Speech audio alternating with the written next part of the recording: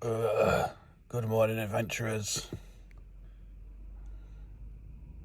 We're back to the normal starting place. It's time for breakfast. Ooh. There's always one guy next to you makes you feel inadequate with a tiny car. Always one.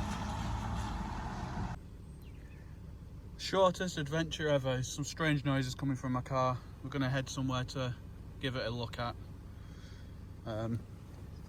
You probably can't hear it when I'm not moving, but yeah. Bloody Land Rover down.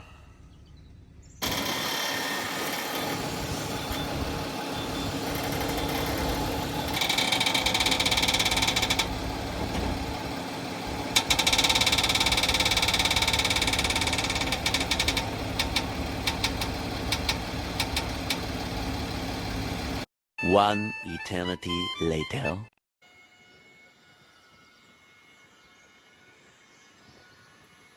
Hopefully we're getting fixed today.